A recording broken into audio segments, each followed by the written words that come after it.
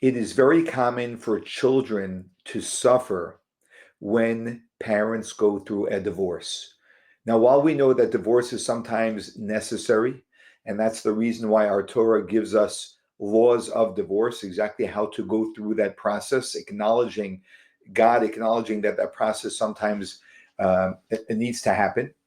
At the same time, the children who are involved, when there are children involved, have to deal with that emotionally and psychologically, and that can be very difficult.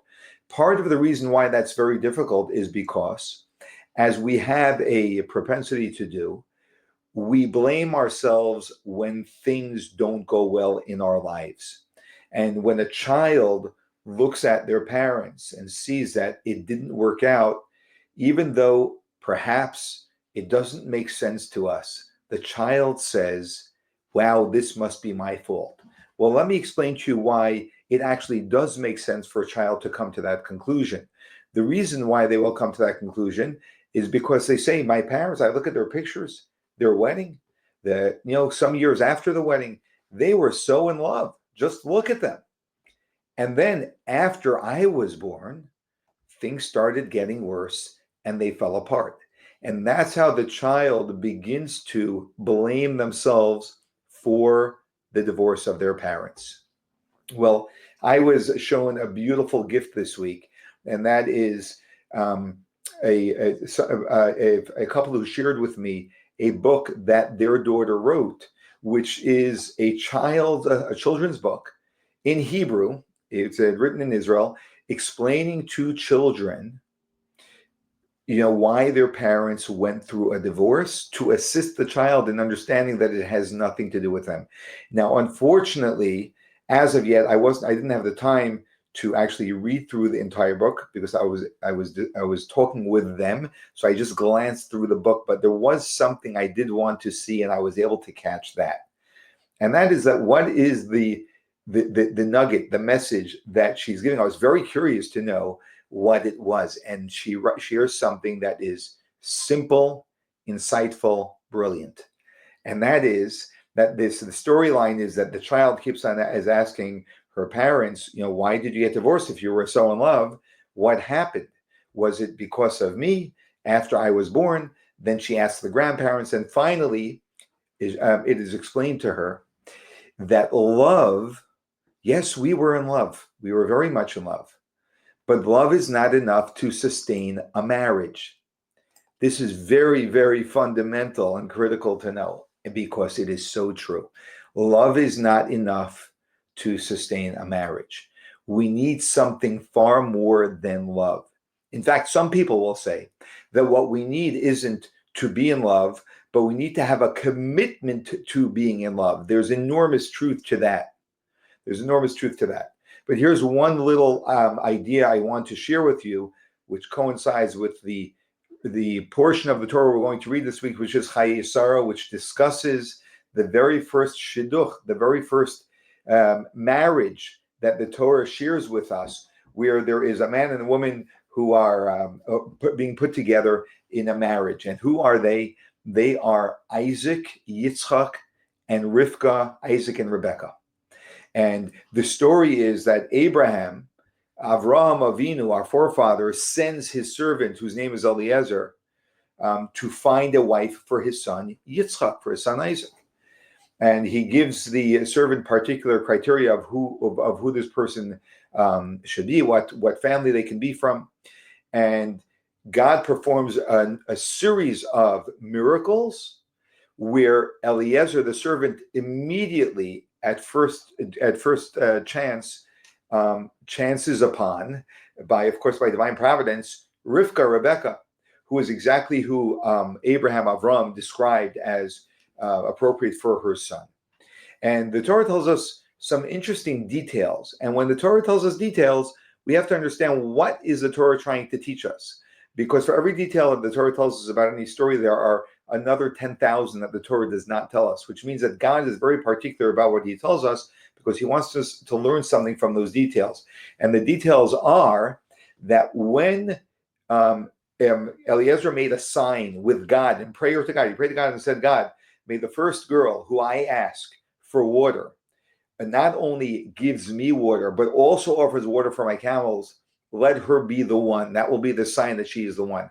And that's exactly what happens. The very first girl that shows up right after he says his prayer is Rivka.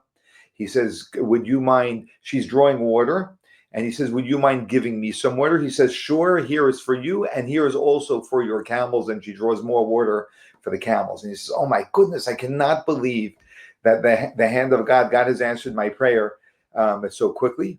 And what does he do? He immediately takes what he had brought with him, and that is a nose ring. And the Torah tells us he gives her, right? Before even confirming exactly who she is and whether she's from the family that's appropriate, as Abraham had told her, he already sees the hand of God. And he gives her a nose ring, which the Torah tells us was a half of a shekel. The weight of the gold nose ring was a half a shekel, which is interesting. Like, why do we need to know the weight of it? And then it tells us that he also gives her 2 bracelets. And the 2 bracelets, their weight is 10 shekel. Why does the Torah need to tell this to us? And Rashi gives us some insight and says that the half shekel weight is a symbolic of what the Jewish people are going to be given later on, that once we form into a people, and that is the mitzvah, the commandment of tzedakah, of charity, of giving a half of shekel. A half of a shekel every year was given as a form of a gift to the temple, and that the weight of 10, the 2 bracelets that are the weight of 10 shekel, represent the 10 commandments which were given on 2 tablets. 2 bracelets, the weight of 10. Okay, very nice. 10 commandments, the weight of tzedakah, but of what? Okay, you're making a correlation, but what association does this have with this shidduch, this match that's being made? But here is the secret. The Torah is giving us the secret to a successful marriage. And the secret to a successful marriage is tzedakah and the 10 commandments. Let me explain this. Tzedakah is referred to in all of our teachings as the mitzvah. Whenever there's a reference in Talmud to the mitzvah, it refers to tzedakah, which means that tzedakah, charity, is a mitzvah which is a mitzvah which represents all mitzvahs, which is why it's called the mitzvah. It represents all mitzvahs, all commandments that God has given us. And the 10 commandments, we know, are an encapsulation of all 613 commandments, which is why God gives us the 10 commandments, which really carry in them an encapsulation of all 613. And so the mitzvah is a representation of all the mitzvahs, charity, and then the 10 commandments are a representation of all the mitzvahs. And what it's telling us is this. It's telling us that in order for a marriage to work, you see, one of the main blessings that's always repeated when a couple gets engaged is we always bless them that they should build a binyan adei ad, an eternal home amongst the Jewish people, an eternal, an everlasting home, something that's going to last forever. The only way one can build something that is eternal is if it is built on eternal values. If it's built on transient values, it will be transient. If it's built on eternal values, it will be eternal.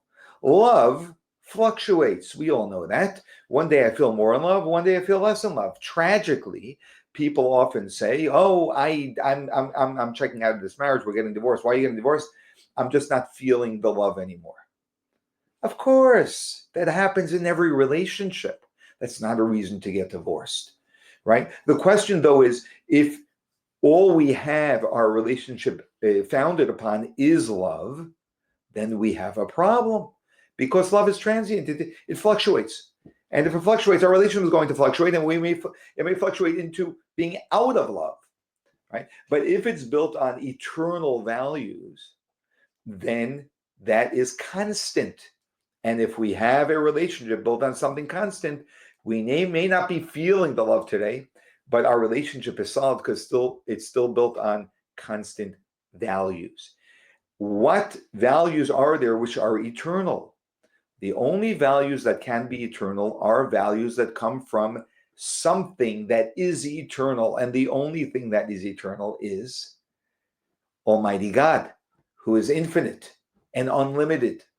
And therefore, when we build a relationship on the guidance of God, where we build a home on values which God teaches us, such as the mitzvah, being charitable, not only being charitable and gracious and generous to our spouse, but in general, living with that value.